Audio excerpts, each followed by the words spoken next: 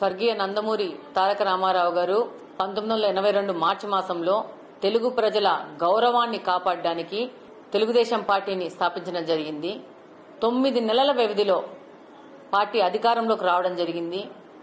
ఆయన ఆశయం పేద ప్రజలను ఆదుకోవడం, బడుగు బలహీన వర్గాలకు తోడుగా ఉండడము.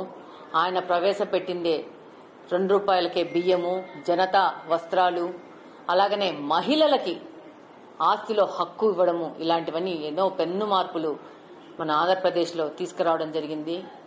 ఆయన యొక్క ఆశయాలకు అనుగుణంగా, ఆయన ఆలోచనలతో శ్రీ నారా చంద్రబాబు నాయుడు గారు పార్టీని ముందుకు తీసుకెళ్తున్నారు.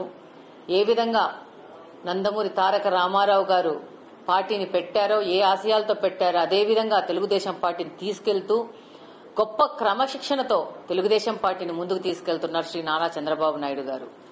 శ్రీ నారా చంద్రబాబు నాయుడు గారు అనగానే మనకు హైదరాబాద్ నగరం గుర్తుకొస్తుంది. ప్రపంచానికి అంతా హైదరాబాద్ ని పరిచయం చేసిన వ్యక్తిగా నారా చంద్రబాబు నాయుడు గారు చరిత్రలో నిలిచిపోతారు.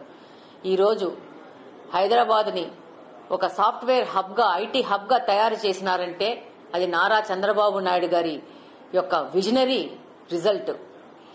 శ్రీ నారా చంద్రబాబు నాయుడు గారు 4వసారి ముఖ్యమంత్రి అయ్యారు. ఈ రోజు ఆంధ్రప్రదేశ్ రాష్ట్రము విడిపోయింది తెలంగాణ నుంచి.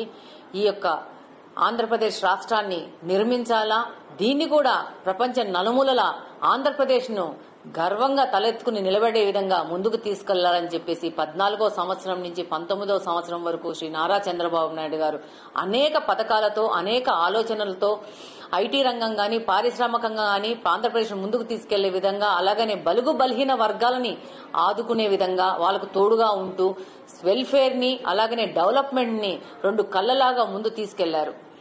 ఈ రోజు మహిళలు కోసం డ్వాక్రా అనే ఒక వాళ్ళ పొదుపు లక్ష్ములను తయారు చేసి డ్వాక్రా ద్వారా వాళ్ళకు కూడా అండగా ఉంటూ, వాళ్ళకు కూడా ఆర్థికంగా మహిళలు కూడా ఆర్థికంగా సొంత కాళ్ళ మీద నిలబడాలని చెప్పి శ్రీ నారా చంద్రబాబు నాయుడు యొక్క ఆశయాల ఫలితమే ఈ రోజు డ్వాక్రా అనేది.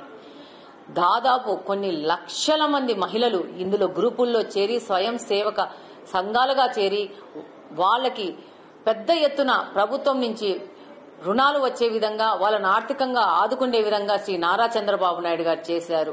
ఈ రోజు దీపం పథకం అని ఒక పథకాన్ని తీసుకొచ్చి మహిళలకు వంట చేసుకునేటప్పుడు వాళ్ళకి ఆరోగ్యకరమైన వాతావరణంలో వంట చేసుకోవాలని చెప్పి ప్రతి ఒక్క ఇంట్లో గ్యాస్ పొయ్యి ఉండే విధంగా ఒక పెనుమార్పు తీసుకొచ్చారంటే అది నారా చంద్రబాబు నాయుడు గారి యొక్క గొప్పతనమే.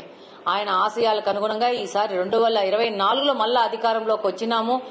ఆల్రెడీ అతలాకుతలమైన ఆంధ్రప్రదేశ్ ని మళ్ళా ఒక తాటిన పెట్టేసి దాన్ని అభివృద్ధి పరంగా పరుగులెత్తిస్తూ, అలాగనే వెల్ఫేర్ సంబంధంగా కూడా తోడుగా ఉంటూ, అక్కడ పేద బలుగు బలహీన వర్గాలకు తోడుగా ఉంటూ, అలాగనే ఆర్థికంగా పారిశ్రామికవేత్తలను కూడా ముందుకు వచ్చేసి వాళ్ళు కూడా ఆంధ్రప్రదేశ్ ఆర్థిక అభివృద్ధికి పోటీపడి ముందుకు తీసుకువెళ్లే విధంగా ఈ రోజు ప్రభుత్వ పథకాలను గాని, పాలసీలను గాని నారా చంద్రబాబు నాయుడు గారు తీసుకెళ్తున్నాడు. ఎలా నారా చంద్రబాబు నాయుడు గారు మన ఆర్థిక ప్రగతికి పనిచేస్తున్నారో అదే విధంగా నారా లోకేష్ గారు కూడా ఆయన అడుగుజాడల్లో ఈ రోజు ఐటీ రంగాన్ని ముందుకు తీసుకెళ్తున్నారు. అలాగనే పాఠశాల విద్యను మెరుగుపరిచి ఒక వినూత్నమైన ఉపాధి అవకాశాలు వచ్చే విధంగా విద్యార్థులను తయారు చేస్తూ ముందుకెళ్తా ఉన్నారు. తెలుగుదేశం పార్టీ అంటేనే క్రమశిక్షణ కలిగిన పార్టీ. తెలుగుదేశం పార్టీ అంటేనే ప్రజల కోసం పనిచేసే పార్టీ. తెలుగుదేశం పార్టీ అంటేనే అభివృద్ధి కోసం పనిచేసే పార్టీ. ఈ రోజు ఆంధ్రప్రదేశ్ కు తెలుగుదేశం పార్టీ యొక్క అవసరం ఎంతగానో ఉంది. అలాగే నారా చంద్రబాబు నాయుడు గారి అవసరం ఎంతగానో ఉంది. అలాగనే యువ నాయకుడు లోకేష్ గారి అవసరం ఎంతగానో ఉంది. వారి అడుగుజాడలో ప్రతి ఒక్క తెలుగుదేశం పార్టీ కార్యకర్త పనిచేస్తాము.